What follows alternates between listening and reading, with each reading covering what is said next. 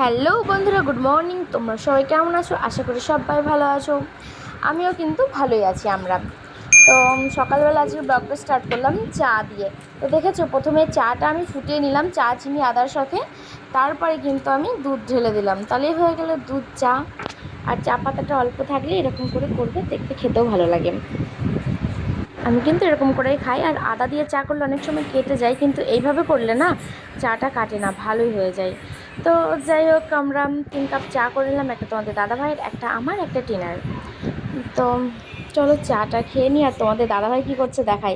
এই দেখো, বেচারা সকালবেলা থেকে বসে আছে চুপচাপ ফোন হাতে নিয়ে। তো বলছে চা কই। তো যাই হোক, তারপরে চাটা খেয়ে নিয়েছি। তারপরে এই যে বাজার থেকে এনেছিল পোয়ের ডাঁটা, তো চাল কুমড়ো দিয়ে হবে। তো আর ডাঁটাগুলো কিন্তু তোমাদের দাদাভাই কেটে দিয়েছে। তো চাল কুমড়োর ডাঁটা সবটাই ও কেটে দিয়েছে। রবিবারটা মানে দেখতে গেলে ওরই দিন, রান্না বান্না সব কিছু। আমি তো শুধু বসে বসে এই যে ভিডিও করি আর হাতে হাতে একটু কিছু করে দিই আর ফোন কাটি।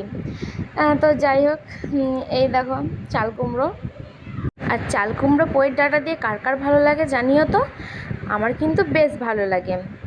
তো এই দেখো হয়ে গেছে ভাত, প্রেশার কুকারে আমাদের গ্যাস ফুরিয়ে গেছে, তাই ইন্ডাকশন ওভেনে আর কি হলো ভাত। আর এই দেখো চাল কুমড়োটা রান্নাও কিন্তু হয়ে গেছে। চাল কুমড়োটা কিন্তু রান্না আমি করেছি।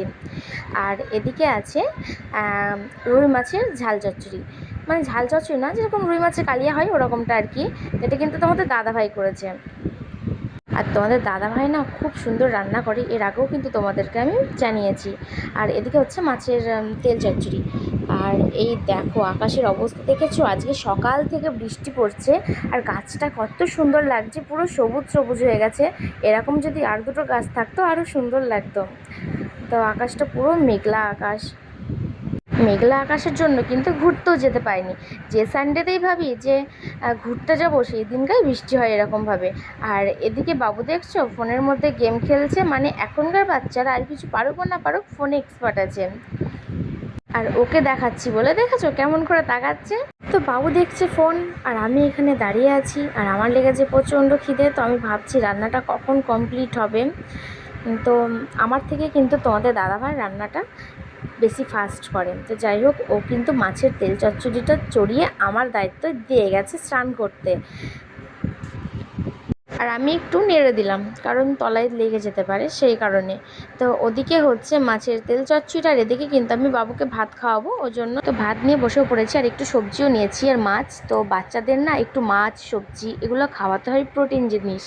তো চলো আবার তোমাদের সাথে কথা হচ্ছে পরে। বাবুকে খাইয়ে নিই, খাবে বলে দেখেছো নাচানাচি করছে একদম।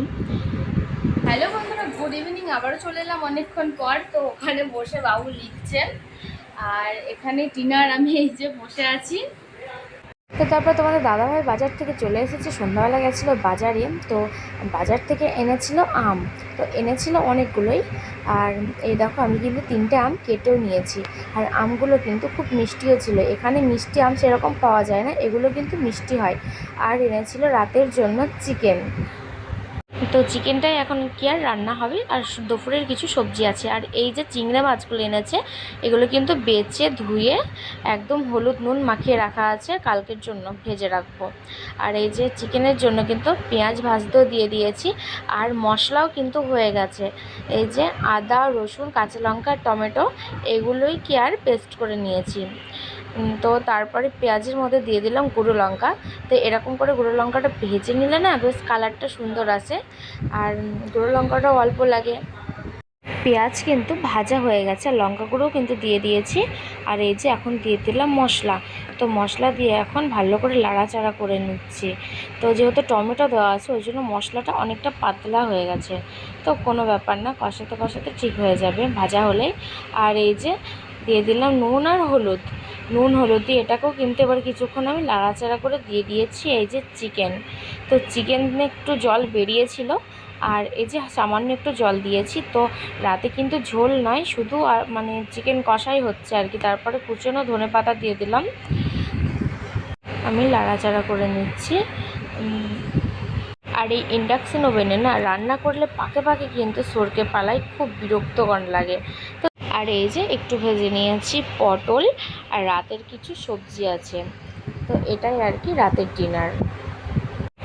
আর এই যে ভাতও বেড়ে নিয়েছি। তো চলো ভিডিওটা এখানে শেষ করছি, আবার দেখা হচ্ছে তোমাদের সাথে নতুন সকালে নতুন ভিডিওর সাথে। তো সবাইকে টাটা।